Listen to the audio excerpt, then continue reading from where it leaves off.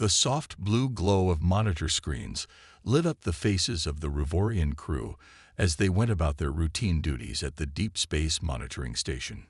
Commander Tech moved between workstations, his four-fingered hands clasped behind his back. Another quiet shift was passing without incident, just how he liked it. "Sir, I'm picking up something strange," called out Technician Lun, her voice breaking the comfortable silence.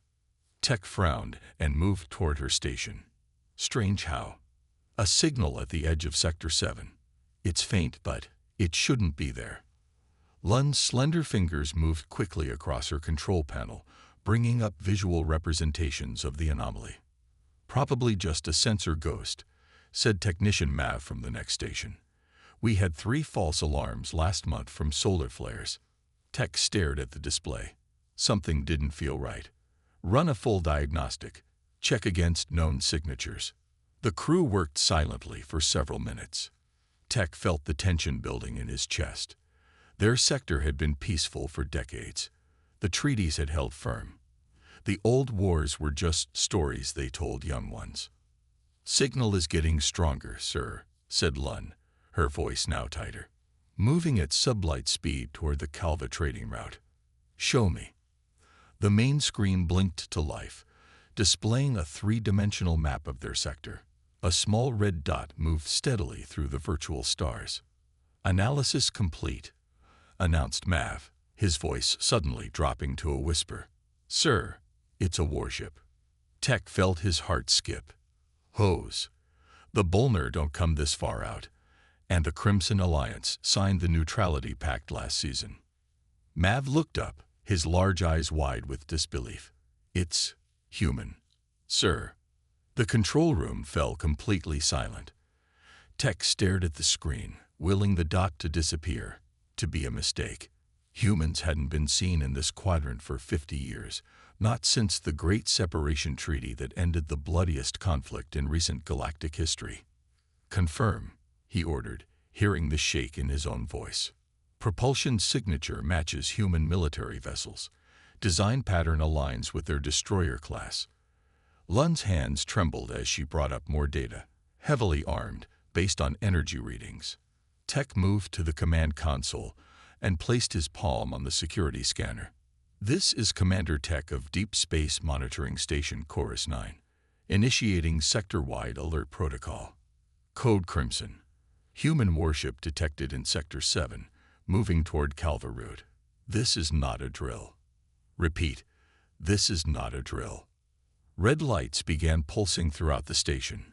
The emergency transmission shot outward, reaching listening posts and defense stations across the sector. "Get me a direct line to Defense Command," Tech ordered. "And I want everything we have on human military capabilities." "Data is 50 years old, sir," said Mav. "Who knows what they've developed since then?" Tech nodded grimly. The humans have been unpredictable, ingenious, and terrifyingly effective fighters. The stories of what they did to the Galrun colony still horrify young Revorian officers in tactical training. "Sir," called Lun, her voice quivering. "Defense Fleet acknowledges. 3 battle groups are changing course to intercept. Admiral Voss himself is leading them." Tech felt a chill run through his body. Voss was a war hero, a veteran of the human conflict who had lost his entire family when the humans destroyed the Revorian colony on Teleprime. "Magnify the human ship," Tech ordered.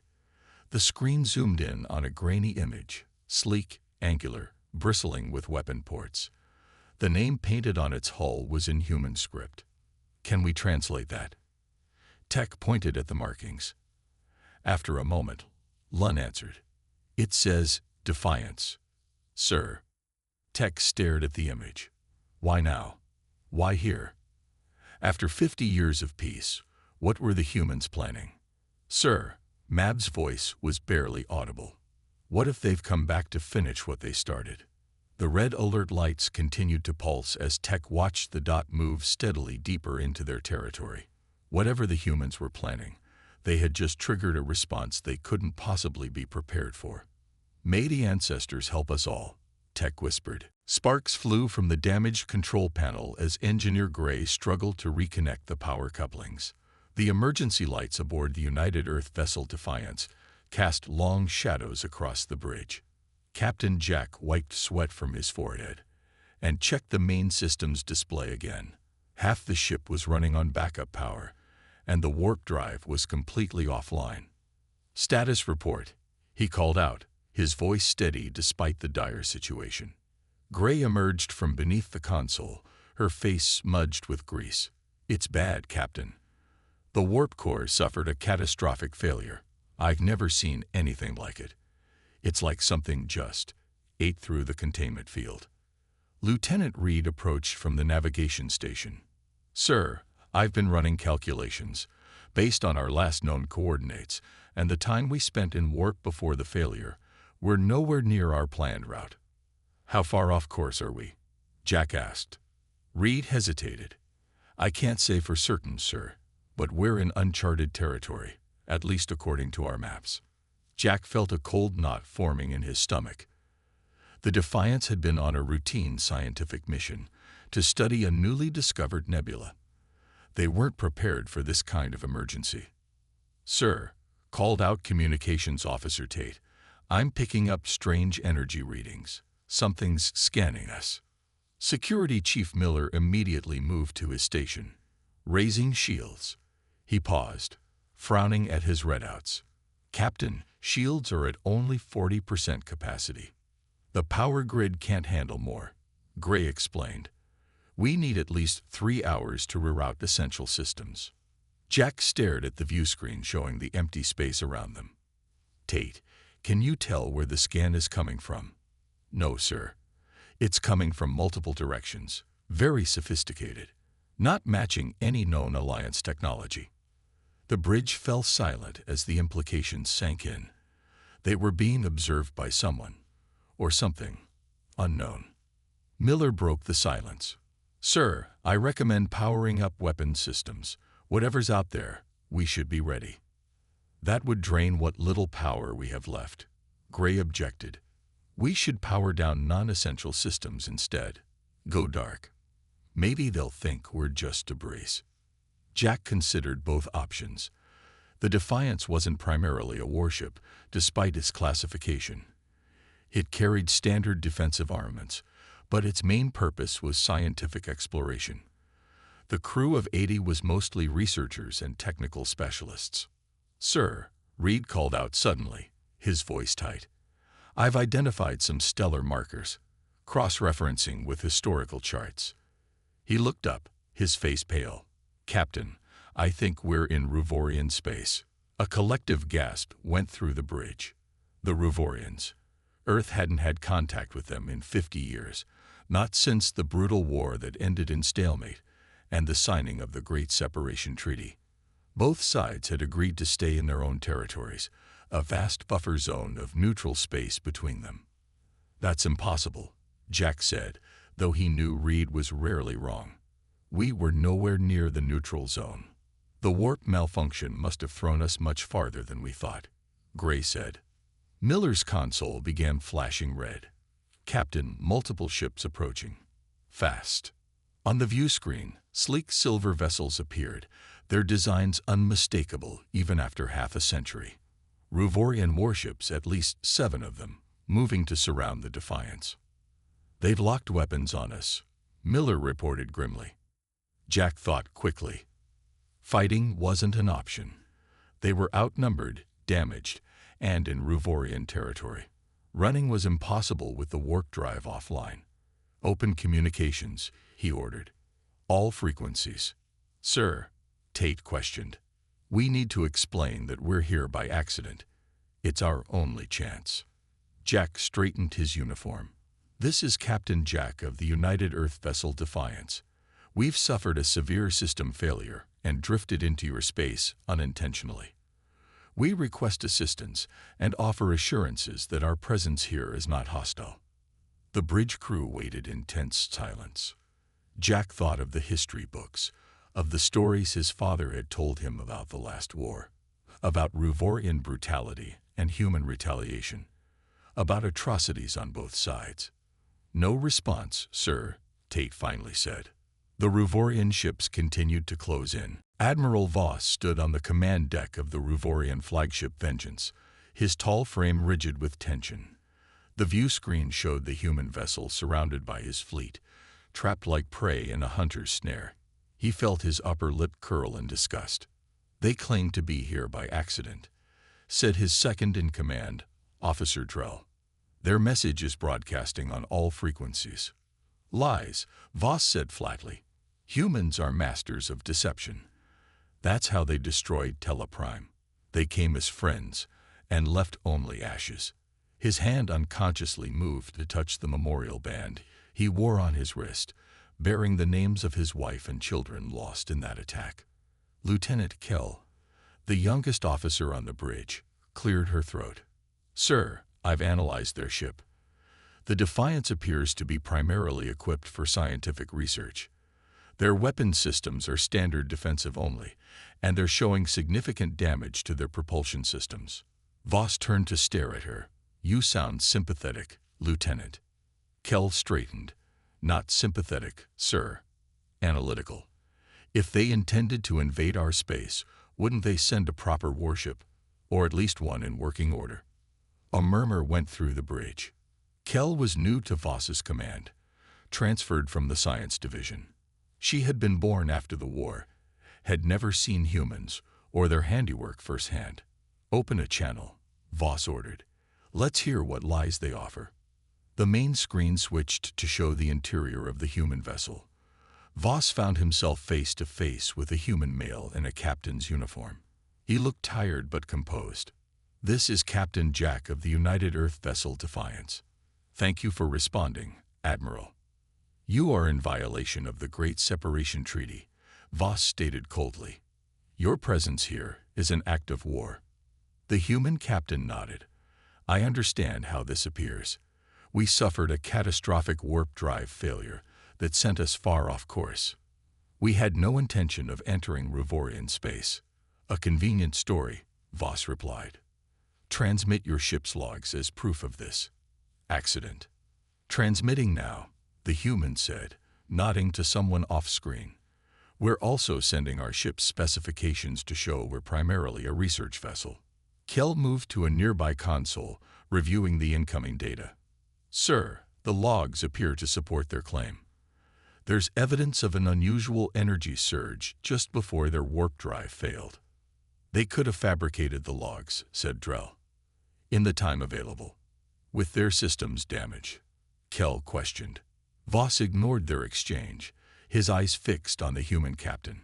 He remembered the last time he had seen a human face. The diplomat who had visited Teleprime, who had smiled and shared meals with them, who had left 2 days before the attack. The same false sincerity, the same deceptive calm. By the ancient protocols of the Ruvorian Defense Force, I am authorized to destroy any human vessel found in our territory, Voss stated. No explanations needed, no questions asked. The human's face paled slightly, but his voice remained steady. Admiral, we have a crew of 80 aboard, mostly scientists. We pose no threat to you. Humans always pose a threat, Voss replied. You have 1 hour to prepare your crew for boarding. Anyone who resists will be eliminated. The Defiance will be impounded and studied before destruction. After the communication ended, Kell approached Voss. Sir, with respect, the protocols you cited were written during wartime. They were superseded by the treaty. The treaty that they just violated, Voss reminded her.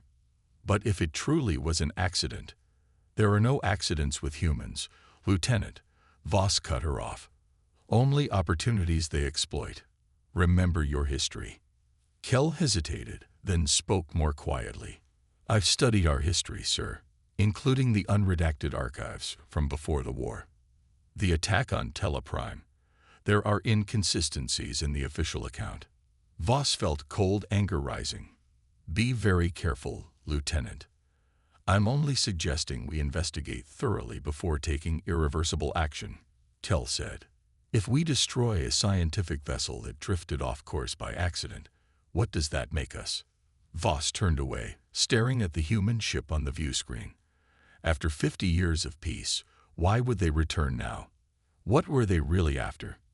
And why did this young officer's words plant a seed of doubt in his mind? 1 hour, he repeated. Then we board. Lieutenant Kell moved through the shadowed maintenance corridor of the Ruvorian flagship, heart racing. What she was about to do would end her career, possibly her life. But the nagging sense of wrong could not be ignored. She reached a small communication bay, one rarely used except for emergency backup. Perfect for what she needed. After ensuring she was alone, Kell activated the console and bypassed the security protocols using her science division clearance. She opened a narrow-beam transmission, one that would be difficult to detect amid the regular chatter between Ruvorian ships. Defiance, this is Lieutenant Kell of the Ruvorian Defense Fleet. Respond on this frequency only. Aboard the human vessel, Communications Officer Tate jumped at the unexpected signal. Captain, we're receiving a transmission. Private channel. Captain Jack frowned. From Admiral Voss. No, sir. Someone called Lieutenant Kell. Jack hesitated only briefly. Put it through to my private terminal. He moved to the small screen at his command station. A Ruvorian face appeared, younger than the Admiral's, with less pronounced ridges along the forehead. This is Captain Jack. Why the private channel, Lieutenant? Because what I'm doing would be considered treason, Kell replied, her voice low. Captain, you need to know that certain factions within our government have been waiting for an excuse to restart the conflict with humans. Jack felt his blood run cold. Are you saying our appearance here is convenient for them? I believe it may be more than convenient, Kell said. I've reviewed your ship's logs. The energy signature that caused your warp drive failure matches a theoretical weapon our military science division was developing 10 years ago. You think our ship was sabotage? Jack's mind raced. But how would Ruvorians have accessed our systems before we left Earth? Not Ruvorians alone, Kell said. There must be human collaborators, elements on both sides who profit from conflict. At that moment, Engineer Gray burst onto the bridge. Captain, I found something. The warp drive didn't just fail, it was designed to fail. Look at this component. She held up a small device. This was embedded in the control matrix. It's not Earth technology. It created a cascading failure when we reached a specific point in our journey. Jack stared at the device, then back at Kell on the screen. Lieutenant, my engineer just discovered evidence supporting your theory. Kell nodded grimly. Captain, Admiral Voss lost his family in an attack attributed to humans. He's been carrying that hatred for 50 years. He won't listen to reason, especially from a junior officer like me. The attack on Teleprime, Jack said. I've read about it. It was before my time, but it's taught in our history as one of the greatest tragedies of the war. Wait, Kell's eyes widened. Your history records it as a tragedy. Our records claim your government celebrated it as a military victory. Jack shook his head firmly. No, it was condemned by Earth leaders. There was an investigation, but it was inconclusive. They stared at each other across the digital divide, two people from enemy species suddenly finding common ground in confusion. We've been lied to, Kell whispered. Both our peoples. The question is, who benefits from these lies? Jack asked. And why now, after 50 years of separation? Before Kell could answer, alarms blared on her end. They've discovered the unauthorized transmission. Captain, you have less than 40 minutes before boarding. I'll try to. The transmission cut off abruptly. Jack stood, mind racing with implications. If what Kell suggested was true, then his ship had been deliberately sabotaged and sent into Ruvorian space to trigger an incident. Captain, Miller called from the security station. I'm detecting movement.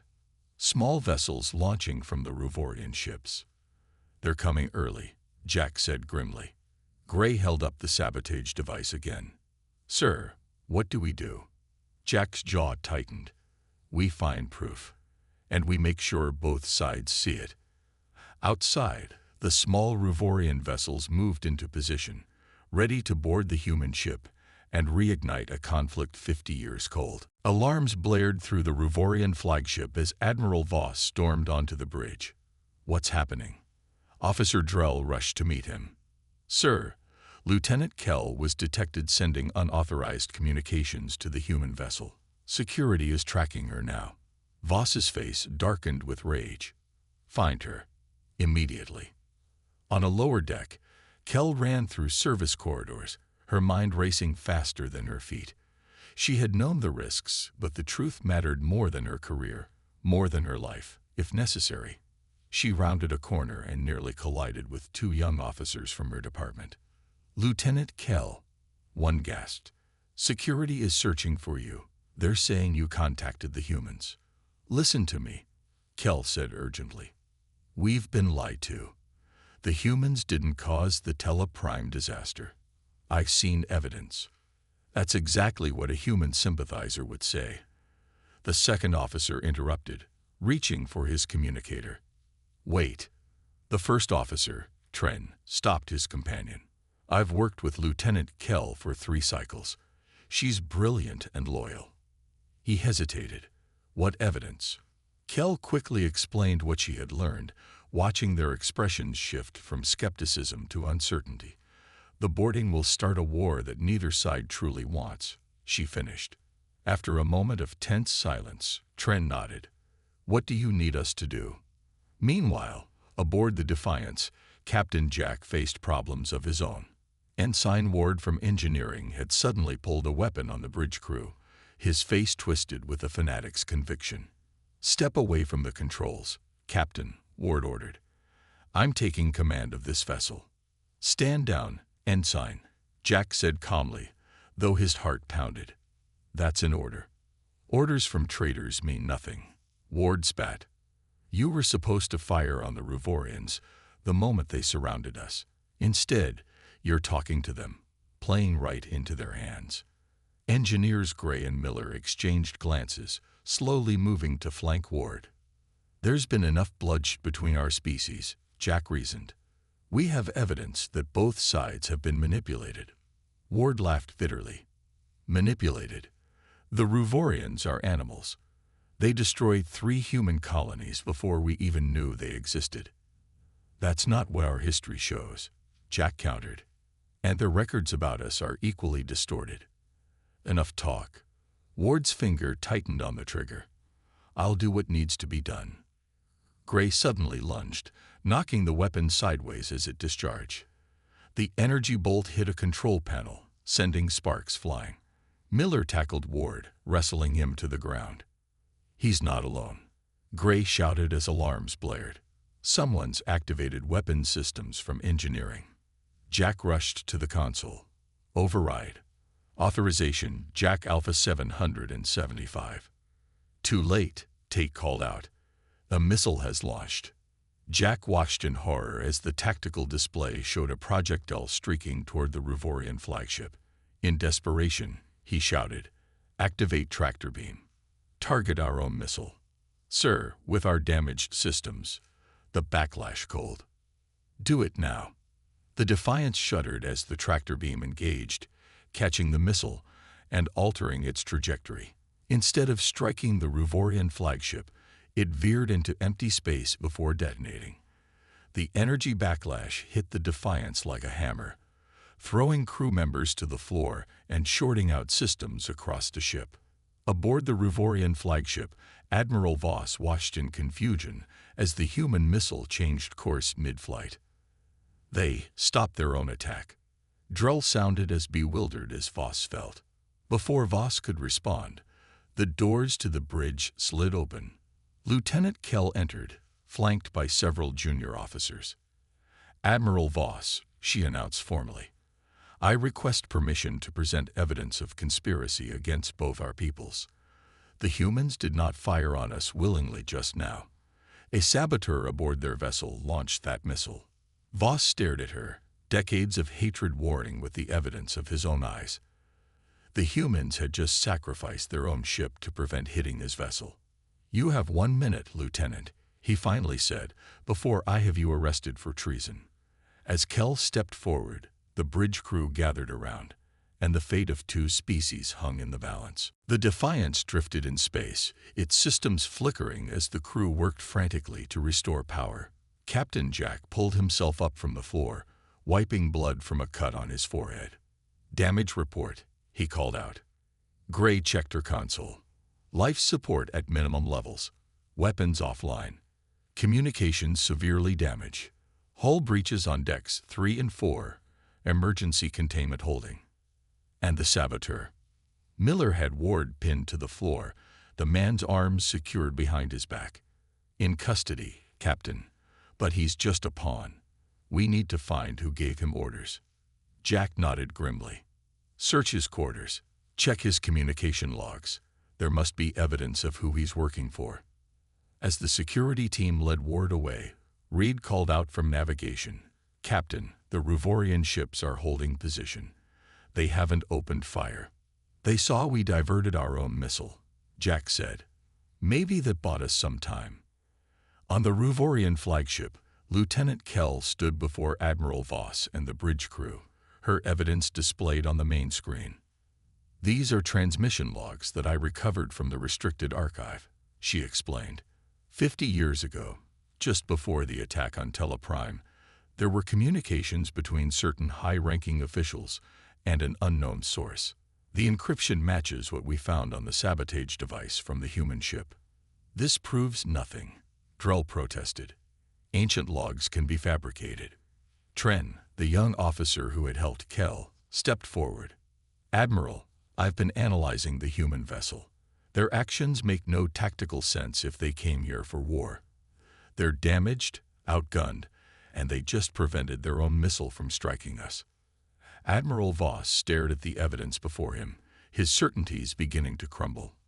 For 50 years, he had lived with the belief that humans had deliberately destroyed Teleprime, killing his family along with thousands of others.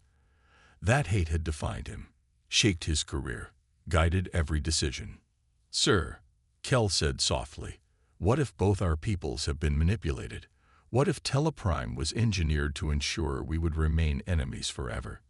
Before Voss could respond, a junior officer rushed onto the bridge. "Admiral, long-range sensors have detected a massive energy signature approaching from the outer rim." All eyes turned to the tactical display. A swarm of unidentified objects was moving toward their position, far larger than either the Ruvorian fleet or the lone human vessel. "Analysis," Voss demanded. "Unknown design," the officer replied, "but they're heavily armed and moving in attack formation." Voss made a quick decision. Open a channel to the human ship. On the damaged bridge of the Defiance, Tate called out in surprise, "Captain, incoming transmission from the Ruvorian flagship." The main screen flickered to life, showing Admiral Voss's stern face. "Captain Jack, our sensors have detected a new threat approaching. Can your long-range scanners still function?" Jack nodded to Tate, who worked her console. After a moment, she paled. "Captain, she's right. Multiple vessels approaching. Design unknown. Energy signatures off the charts." Jack looked back at Voss. "We see them. Any idea who they are?" "No," Voss admitted, "but they're on an intercept course with both our vessels." A tense silence fell between them as the implications became clear. Their standoff had attracted attention, dangerous attention. "Admiral," Jack said carefully, "I propose a temporary alliance until we identify this new threat." Voss hesitated. 50 years of hatred couldn't be erased in a moment. But Lieutenant Kell's evidence, the humans' actions in diverting their own missile, and now this new development. "Agreed," he finally said. "Lieutenant Kell will coordinate with your science team. My engineers will assist with your repairs." As the transmission ended, both commanders prepared their crews for the unexpected turn of events. The mystery ships continued their approach, growing closer by the minute. In the Defiance's engineering section, a team searching Ward's quarters found a hidden communication device. As Gray activated it, a message played automatically. "Phase 1 complete. Human ship delivered to target coordinates. Phase 2 initiated. Arrival of the harvesters expected within 12 hours. All evidence will be eliminated. Gray stared at the device in horror. Captain needs to hear this immediately.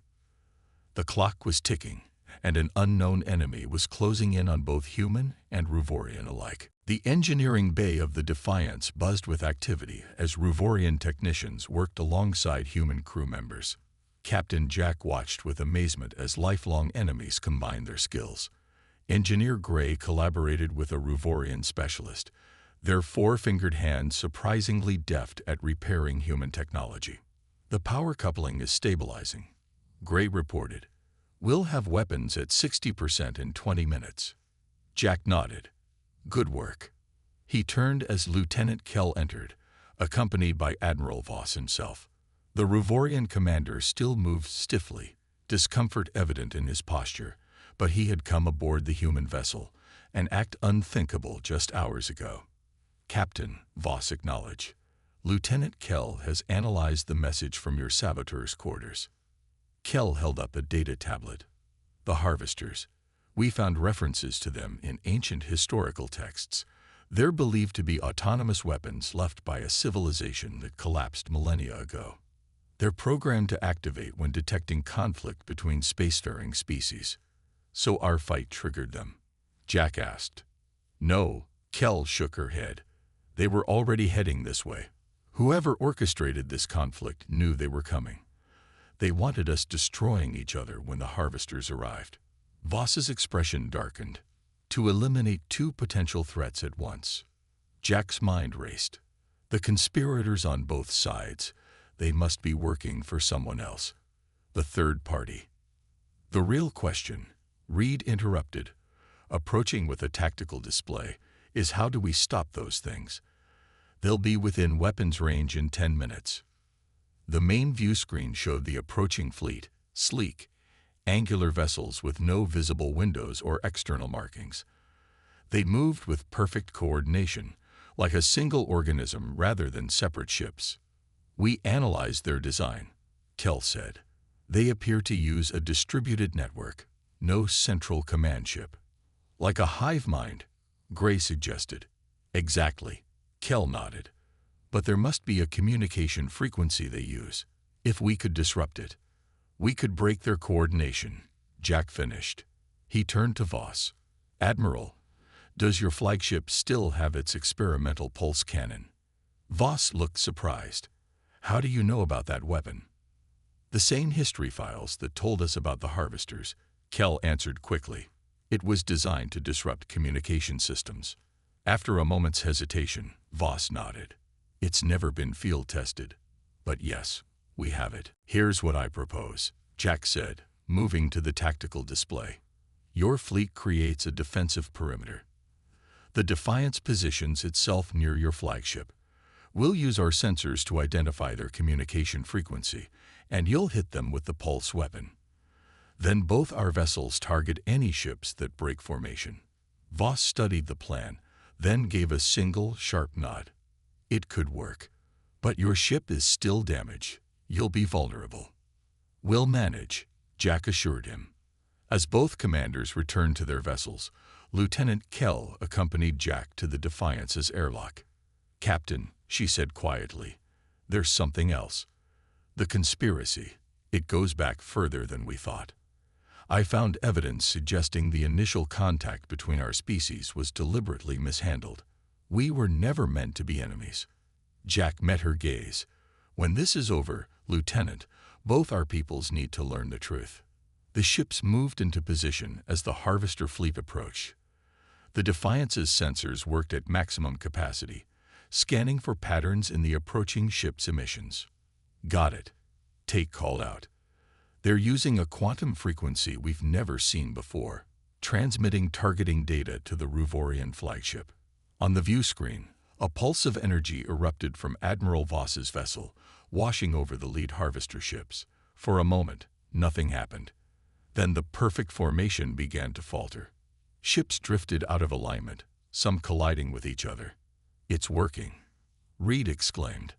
All batteries, fire on the targets I'm marking, Jack ordered. The Defiance and the Ruvorian vessels opened fire simultaneously. The Harvesters, their coordination shattered, could not respond effectively. One by one, they were destroyed or disabled. As the last enemy ship drifted powerless, Jack received a transmission from Admiral Voss. "It seems we make good allies, Captain," the Ruvorian said, a hint of wonder in his voice. "Better than we ever were as enemies," Jack agreed. 2 weeks later, representatives from Earth and the Ruvorian High Council met aboard a neutral station. Captain Jack and Admiral Voss stood side by side as the Treaty of Mutual Defense was signed. Lieutenant Kell, newly promoted for her courage, presented the evidence of the centuries-long conspiracy that had kept two compatible civilizations at war. As the ceremony concluded, Jack turned to Voss. "What happens now?" The Ruvorian looked out at the stars visible through the station's viewport.